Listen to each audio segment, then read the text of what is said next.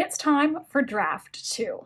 Hello everybody, welcome back to the writing vlog, or welcome if you're here for the first time. In this vlog, I'm going to be working on draft 2 of my current project, my historical mystery manuscript that's a sequel to my debut novel.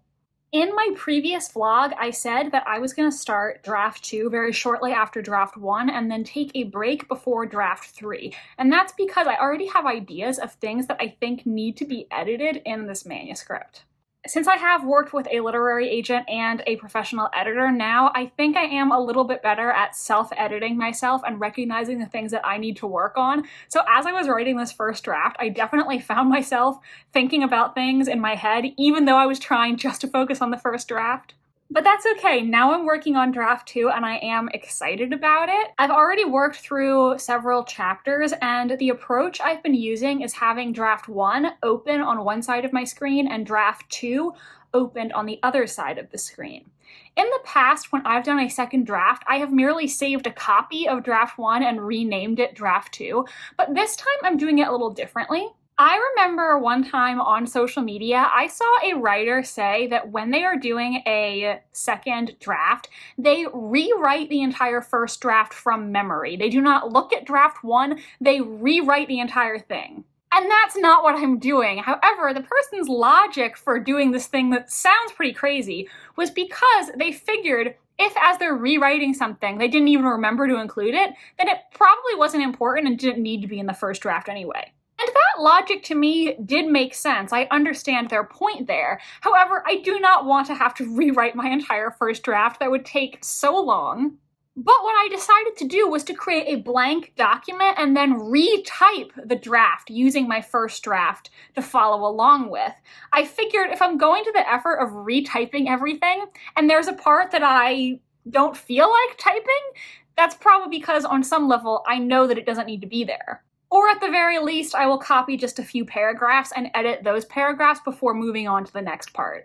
And so far, I do think this has been an interesting experiment because it definitely has helped me notice in some places where I phrased a sentence in a particularly wordy way. So this is something I've never done before. It is a new technique that I'm trying, but I'm going to bring you along with me throughout this draft 2 process, and we'll see how it goes. By the way, if you're new here, hi, my name is Jackie. My debut historical mystery novel, The Cloak and Dagger Club, is coming out from Berkley in summer 2026, and I'm currently writing the sequel. So subscribe if you want to follow along my writing and publishing journey and get all the latest updates about my novel as they come out. This scene that I just edited for my draft, I had so much fun with it. I think it is so good. It is an interaction between one of the characters from my first book and a new character who's being introduced for the sequel, and just the little push and pull they have together in this scene. I think it is so delightful. I hope people are gonna like reading it. This sequel is gonna have a lot of the characters from the first book, you know, the ones that haven't died or been arrested.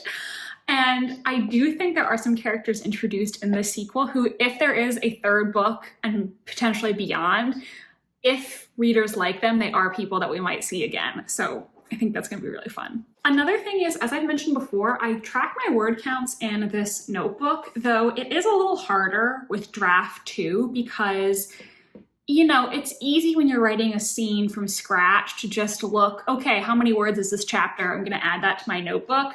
It's a little harder because I may just be rewriting one sentence here, a paragraph here, but I try to track it as best as I can. So like here, I wrote in my notes app, 49 plus 46 plus 39. So I just try to like tally it all up at the end, and this is really just for my own tracking purposes and my own interest.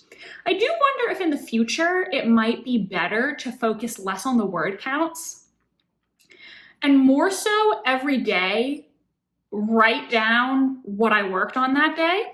Do let me know in the comments if in the future you would like a video sort of similar to Alexa Dunn's first draft to final draft videos, talking about some of the things that I changed over the course of my many drafts of the Cloak and Dagger Club and now this book. I would have to look back and try to remind myself on everything that happened, But if you think that would be something that would be interesting or helpful, let me know in the comments. I am having such a busy day at work today. I only just got dressed and it's afternoon. I accidentally spilled water on myself immediately after.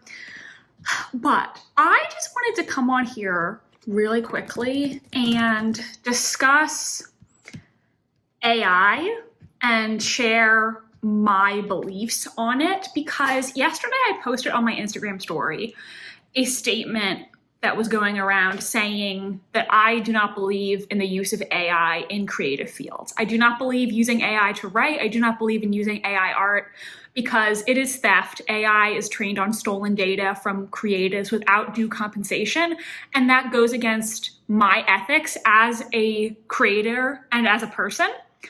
And today, an author followed me on Instagram, and clearly all of their photos are AI. They have the trademark AI look. And just because I don't know if I've ever stated it outright here on YouTube, I wanted to make it very clear that I do not support AI. I believe that it is stealing, and I believe that it is wrong. And I have made the choice to not support authors who are pro-AI. I will not buy their books. I will delete them from my TBR because that goes against my personal morals. And I believe that using AI to write or make art, it also destroys what is special about doing that. Why would I want a robot to write my book for me when I can write it myself and have that satisfaction? And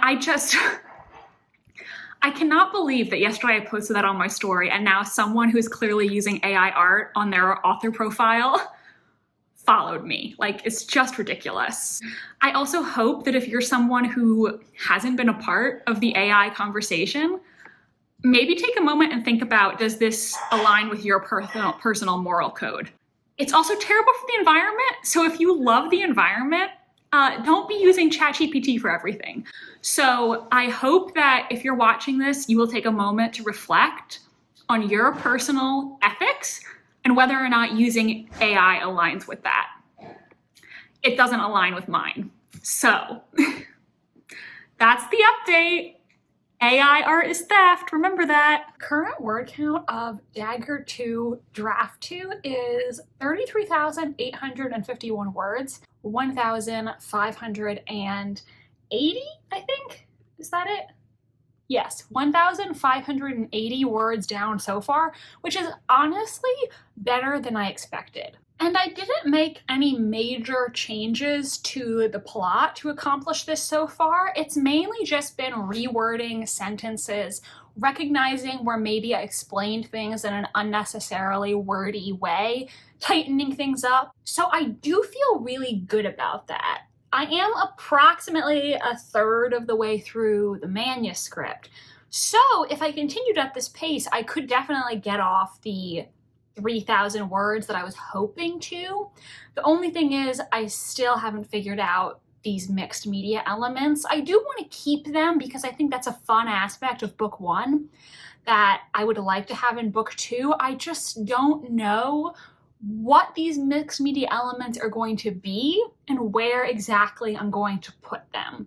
The draft already has a couple of newspaper articles, but I want to keep up the book within a book element, have excerpts from different fictional books, and I just haven't decided what those are going to be yet or where exactly in the narrative would make sense to put them.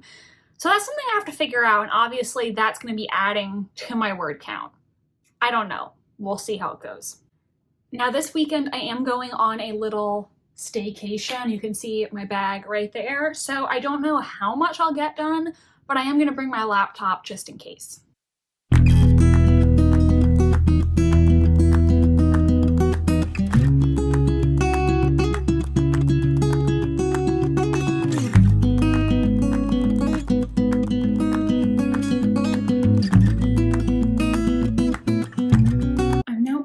From my staycation, and I am 38,000 words into draft 2. I mentioned in my previous vlogs that I realized there was something that wasn't totally making sense with the ending, because without realizing it, I had set up the final confrontation to have the characters go to a location they've never been to before. But as discussed on that previous vlog, I now fit in a comment so that it establishes like they will be able to find that place later, and ticked that off my list. I did also realize that there was one plot point that I think was a little unnecessarily convoluted. I think I had an idea that I thought was a good idea, but in hindsight, it doesn't make the most sense for the story.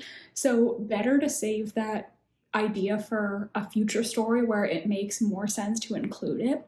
So I will need to backtrack a little bit and take care of that, but so far, so good. And I still have no idea where I'm going to put in the mixed media elements or what they're all going to be about. So I think this week I'll think about that a little bit. I have cut off more words than I was expecting, which I am happy about, but obviously the mixed media elements will add to the word count again. So I just really need to think about what I want to accomplish with those, and I'm going to try to keep them on the shorter side, but we'll see.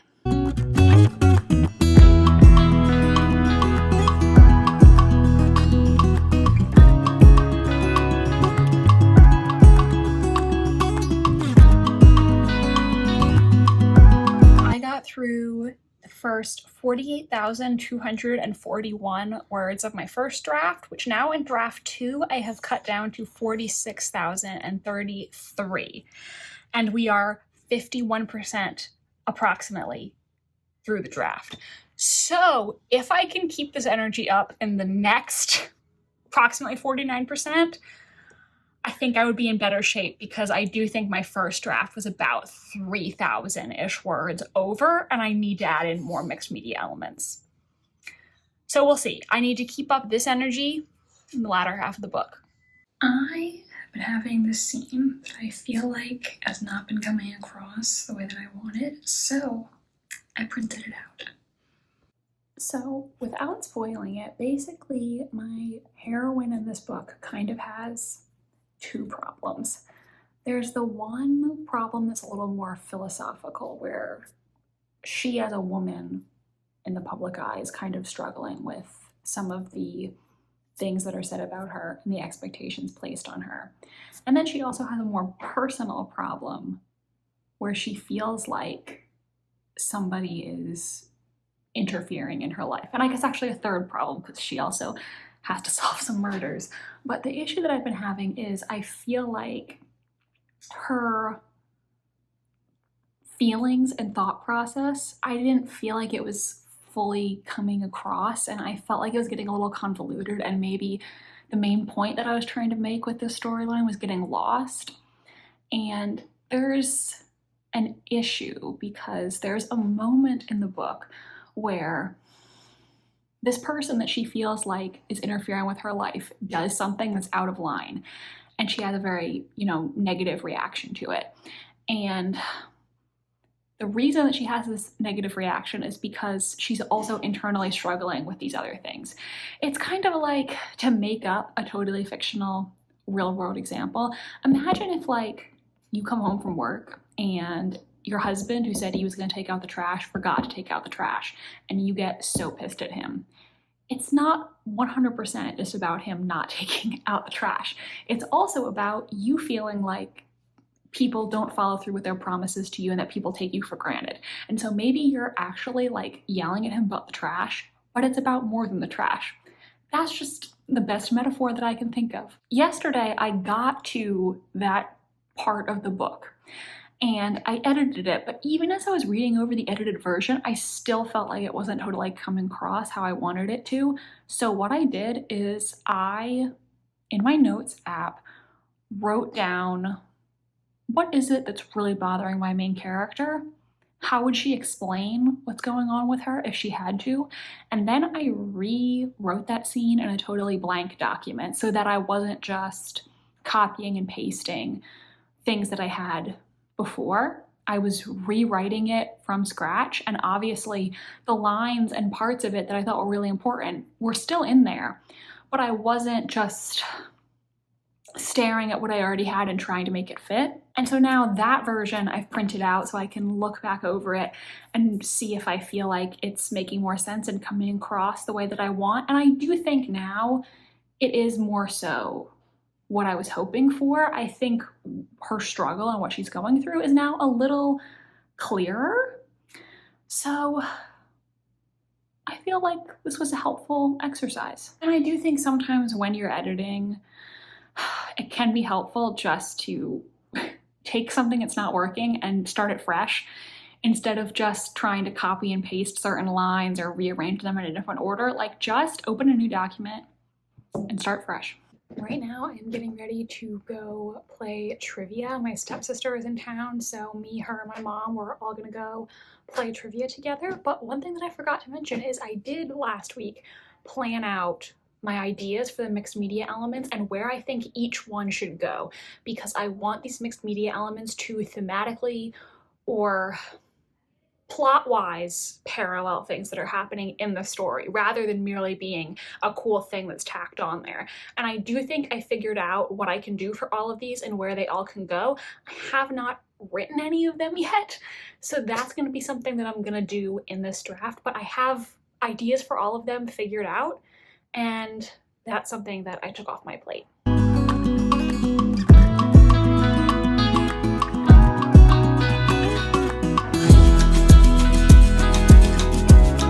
It is August 17th and I have not worked on draft 2 in I think 6 days, but today I'm gonna try to get some done. I am almost at the part in the book where everything comes together and the characters realize who the murderer is. However, I read over through the end of the book earlier this week, and I do think it needs some work. I think the ending is missing some internality and emotion, so that's what I think I need to add to make it truly pop. The key thing that books have that other pieces of media can't give you is the ability to directly access a character's psyche to know what they're thinking. And I think these parts are too external. It's describing what people are saying to each other, it's describing the action around them, but I think we're not fully getting their mental processes and what's going on in their heads as they process this new information. And I think that's what's needed to add that next level of depth to these ending chapters. So that's what I'm really trying to add here. I think that's going to take the ending to the next level and set me up to be in a good spot. And then once I write the mixed media elements, it's going to be time for my break in between drafts 2 and 3.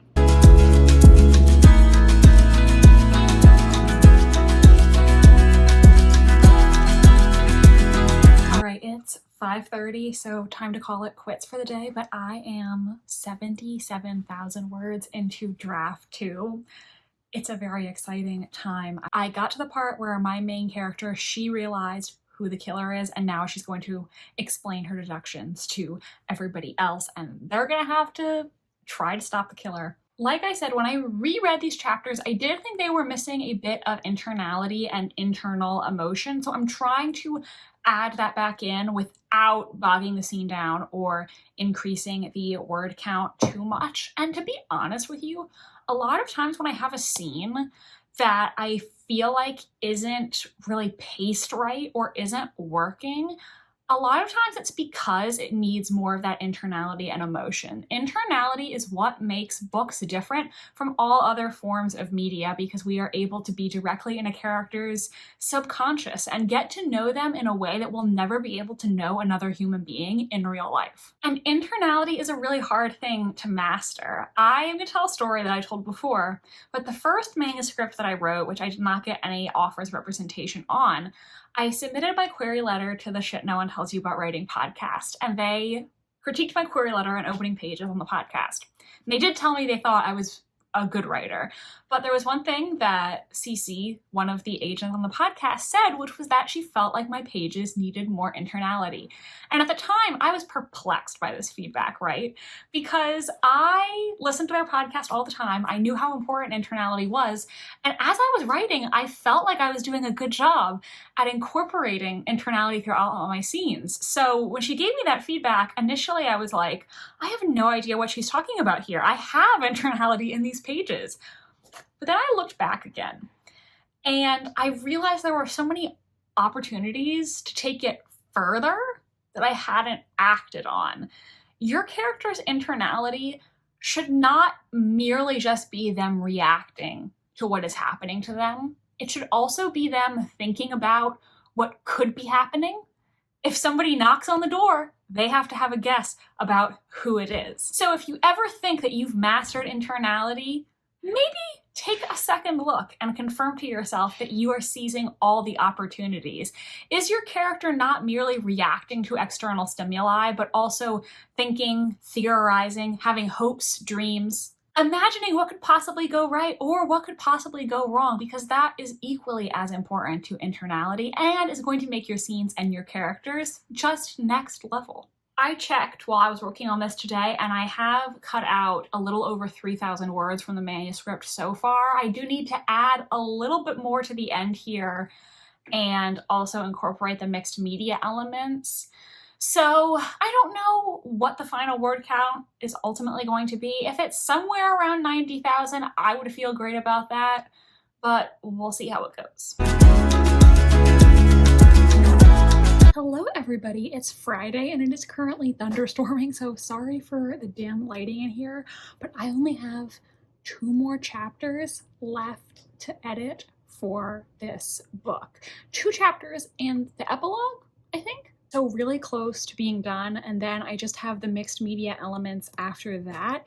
It has been exactly 1 month since I started draft 2, so I feel like it's going pretty well, and I'm excited to get it all wrapped up and then have a nice break.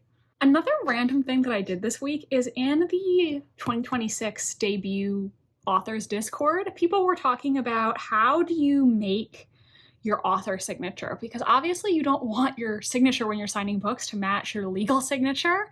You know, do you spell your whole name or do you just do your initials, etc.? And so because people were having a talk about this and sharing their different signatures, I, in my notebook, started testing out different signatures. It's also interesting because I'm 26 and I was not really taught cursive. I was taught a little bit in the 4th grade, so I can sign my name, but after that, they just gave up and I guess decided we didn't need to know cursive anymore. Let me know which one you like, but I actually think I kind of like this one, which I actually did accidentally at first because my hand slipped. But I like that, so I tried to replicate it doing something like this. But yeah, what do you think? It is August 24th, and I finished editing the epilogue today. Draft 2 is currently clocking in at 90,756 words. Probably at some point I'll have to check for some of my crutch words too. That is really good because it was over 93 in draft 1, so that is a lot of words off, and I'm proud of myself for that. I, as a writer, tend to be an overwriter, not an underwriter. It's currently 340 pages in Microsoft Word, though of course the pages in Word don't equate to the pages in a book. There are a couple instances where I have just one single sentence that goes over onto the next page. I kind of wonder if maybe I can try to edit to not have that, because just visually, it's not pleasing to me. I don't like it. I still have to write 5 book within a book parts for my mixed media elements. If I try to keep each one around 250 words, that's another 1,250. That would bring us to 92,006 words, which is still 1,300 less than I had in draft 1. A little long, but I mean, not dire. Obviously, if I really don't know what to cut out, I can always just send this to my agent being like, hey, you tell me what I should cut from this. Hopefully this week I can write those mixed media elements. Then my plan is to listen through the entire manuscript once, and then I'm going to take my break. So almost there, folks. All right, I added my mixed media elements, and that totaled to 1,211 words, so slightly under what I was estimating. I'm going to write that here in my notebook. There's one of the mixed media elements that I put in where I still feel like I might change that later, because these are all the book within a book parts, and that specific one, I wasn't sure exactly what I wanted to happen in the scene, and I don't know if I'm super happy with it. So I might change that one later, see if I can come up with a better idea. But for now, that is it for draft 2. I think in my notebook, I'll try to jot down some quick notes on the biggest changes that I made from draft 1 to draft 2. Assuming that I can still remember. I've been working on this since July 22nd. It is now August 27th, so it's only been a little over a month. But you know, I feel like when I'm going through drafts of a book, it's sometimes hard to remember what was going on in each specific draft. With the mixed media elements, draft 2 is now 91,663 words, or 347 pages in Microsoft Word. My last thing that I'm going to do is I'm going to listen to the entire book using the read aloud feature on Word, take down any notes, and then I'm not looking at this again until mid to late September. So that's where we're at. Hello and happy Friday. It is the Friday before Labor Day weekend, a little bit after 4 o'clock. My mom brought me a smoothie at work today. Isn't that very nice? But I'm here to let you know that I finished draft 2 of the Cloak and Dagger Club book 2. The word count ended up being 91,564. As I was rereading, I did fix typos and make smaller sentence level or paragraph level changes. No, not even really paragraph level. I was mostly focused on small tweaks because I didn't want to get too in the weeds. And then anything more complicated than that I thought of, I just wrote down so that later when I go back to edit this again, I will have those notes with the specific page numbers so I can look back at my notes and be like, yeah, I think I am going to change this, or be like, on second thought, I don't think I need to. So we ended up cutting out a total net change of a little over 1,700 words, which is not the 3,000 that I was hoping for.